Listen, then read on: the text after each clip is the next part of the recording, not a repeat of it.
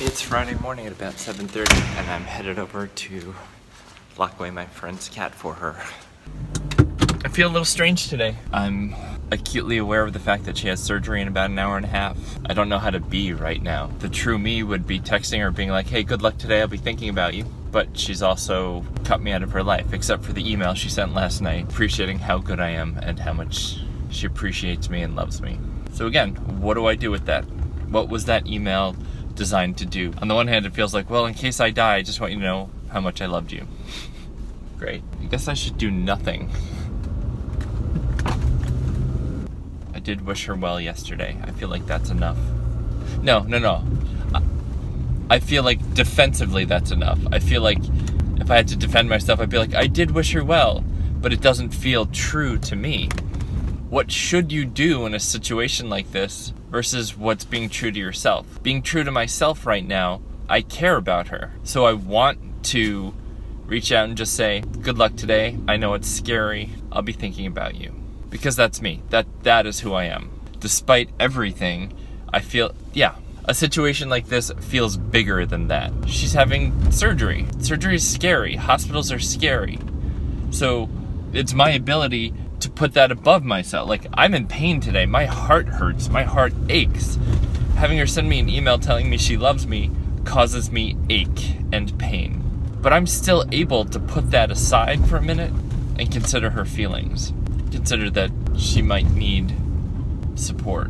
But that's dumb, right? Because she could have all the support in the world. And she's had practice having my support last summer when she had surgery with me. And she's opted not to.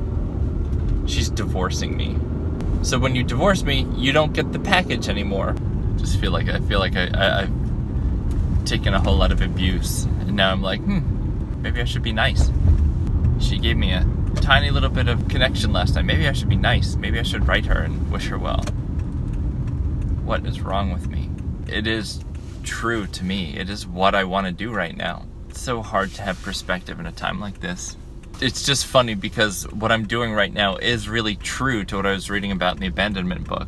Any crumb of connection I can have with her, I want or affects me. Like, I know she's not coming back, and I know how terrible she's been to me. Like, she's been terrible. We're getting divorced. Like, we're in the process of separating our lives. It's pathetic. I'm so embarrassed. I'm embarrassed that I'm not stronger. Well, hello. I did get asked to come up and judge a horse show for the summer camp at the barn. I have no idea, like, I don't know anything about horses, but hopefully that'll be fun. So I'm gonna run up and do that, and then we've got therapy in the afternoon. People in my tough love camp think I was a fool for seeing her yesterday, that I shouldn't have let her see the dog, and I get that, because seeing her isn't good for me. It's never good for me. I never come away from an interaction with her feeling like good. Never. That email she sent, though, I don't know what to make of it. You know, you can argue it both ways, and since I don't know anything for certain anymore, I don't know how to argue it. In the past, I would have just believed that she's thoughtful and sweet and saying these things and they're kind, but now that I have to view everything two ways, I don't know what I believe. The content of the email was nice. The timing, I think, is a little suspect. Why is she saying that the night before her surgery? Just in case she dies? So when facing your own mortality, then you let your true emotions come out? Why not be decent to me the whole time? Alright, I have changed my roles. I was a judge at a horse riding competition for children, and now I'm going to therapy.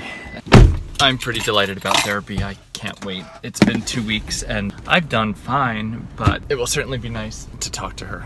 I guess some of the stuff is, you know, I talk about it with you here and try and make sense of it, so that if I talk about it with her also, I've already made one level of sense, so then maybe I can delve a little deeper and make more sense of it. The barn was really fun. I was nervous because I don't know how to judge horse things, but then you think again, like, they're like 8 and 10 years old, so you talk about the things they've been working on, like their heels and their posture and stuff like that, and then you just make chit-chat and ask how they're doing and if it was fun and how big their horse is. It was just funny over and over, you know, when they were done doing little riding things, the teacher would be like, now turn and face the judge, and I was like, the judge, me. It feels like playing pretend, but some of them don't know me from anyone. And others of them I've had lessons with, you know, like now they're just in summer camp there, but like we've been in the same lessons. So it's sort of like, hi Addison, hi Danielle. I've been thinking about her because she had surgery, and I hope she's okay.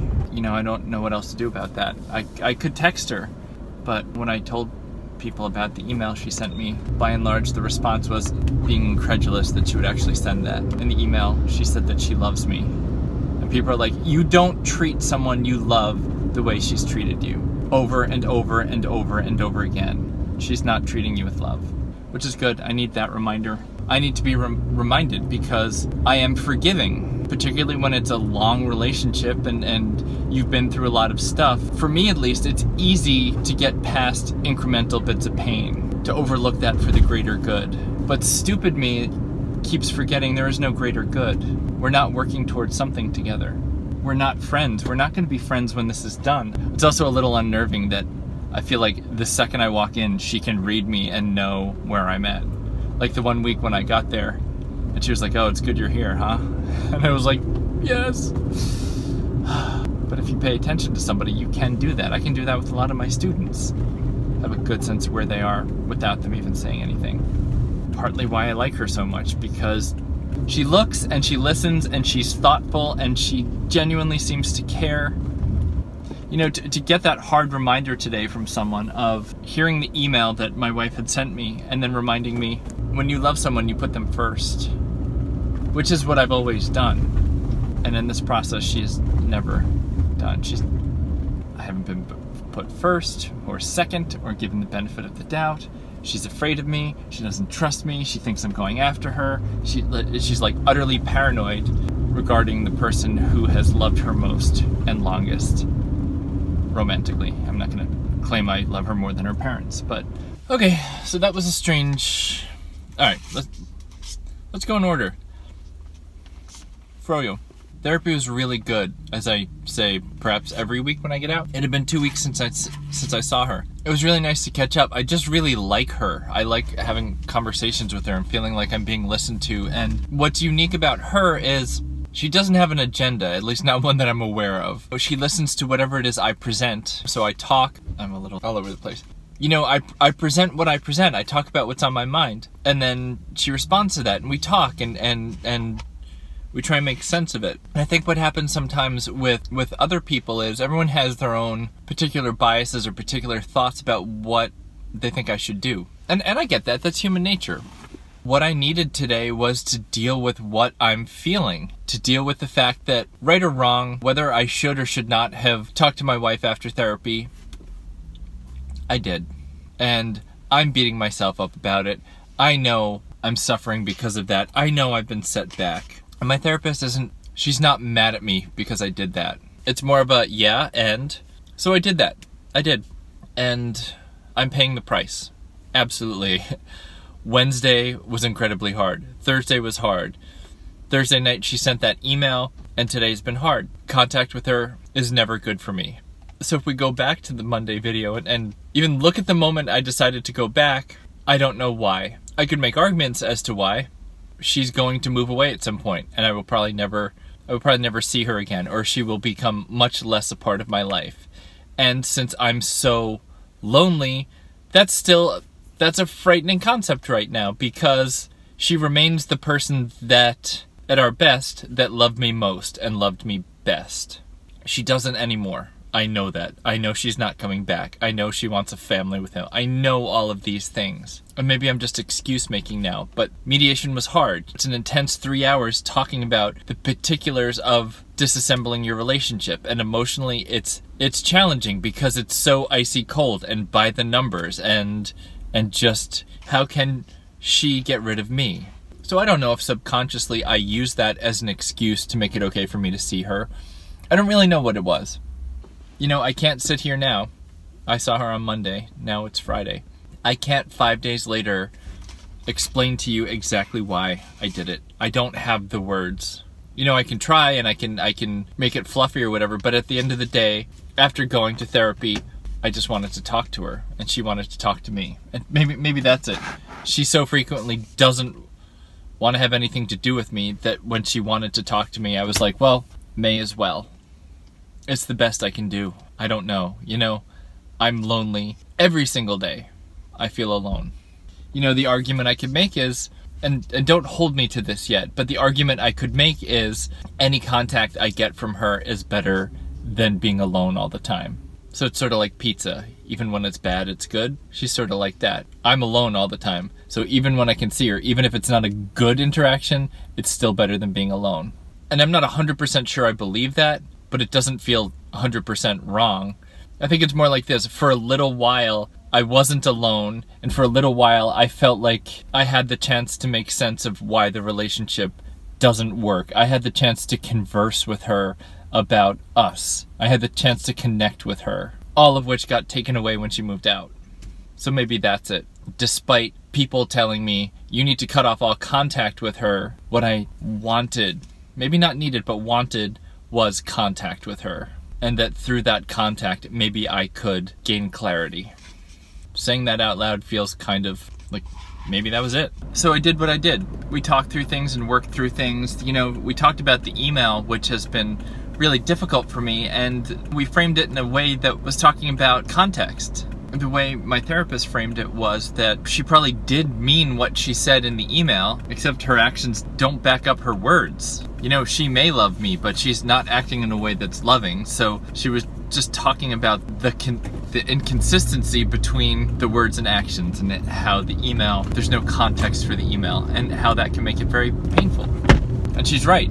Those were the words I want to hear. I want to hear that I'm appreciated for how well I treated her, and that she loves me, and that she'll never get over how much she's hurt me, and she's more sorry than I know.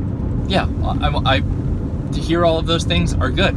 At the same time, she could love and miss me and be sorry, and also in love with somebody else and afraid that I'm going to screw her financially. But I don't know how to exist with that. Like, how do I exist within two different things? Or, you know, what we talked about was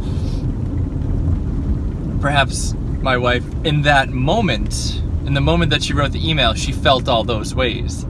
Which is not to say moments later she felt entirely differently. The problem is, in that moment, she wrote the email and sent it to me. So it's sort of like that sentiment existed when it existed, with no expectation of it existing again. In which case, I don't think I want to know.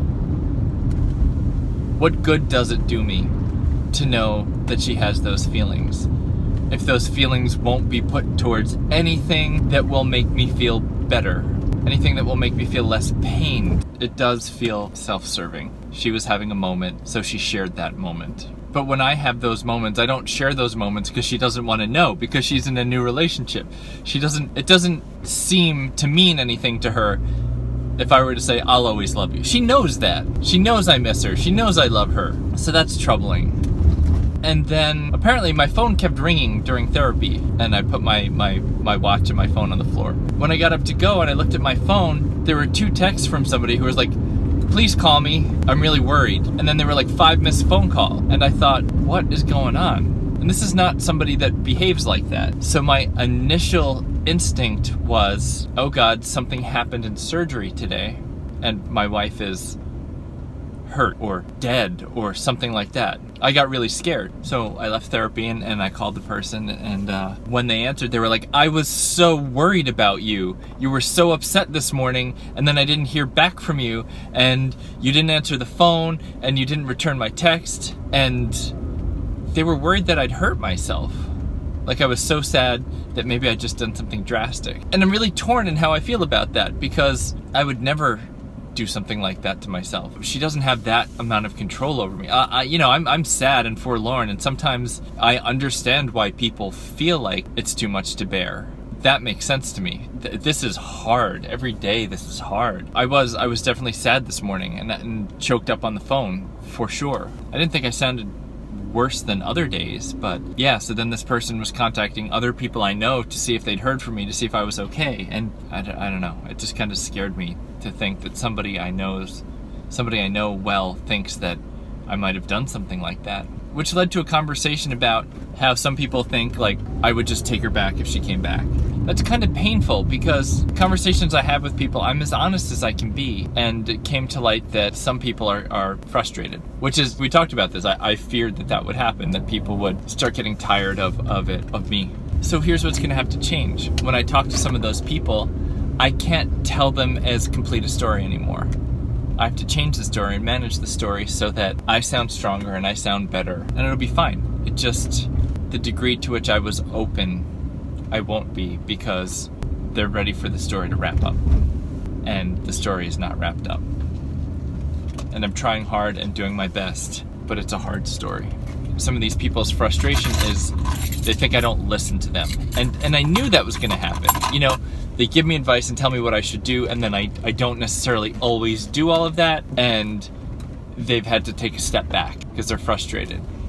And what I'm wrestling with right now is I need to be able to make missteps. Like, I listen to people and I take their advice and I consider it and I think about it. And I'm also human, so the fact that maybe I made a mistake by talking to her on Monday is my mistake to make. So I kind of resent people feeling like, oh, well, I'm taking a step back because he's not listening to me. Just accept me for who I am. I try really hard and I'm earnest and I'm sensitive and I'm gonna make fucking mistakes from time to time. And I'm gonna act on impulse from time to time because this is hard and doesn't make sense, and losing my wife is a pain I'm still unaccustomed to. I feel like I've disappointed somebody when I feel like I should really just be accepted. Just accept me for who I am. That I'm trying really hard and I'm doing a really good job at being graceful in this breakup. And if I'm not as strong as people would like to see me be, I'm trying.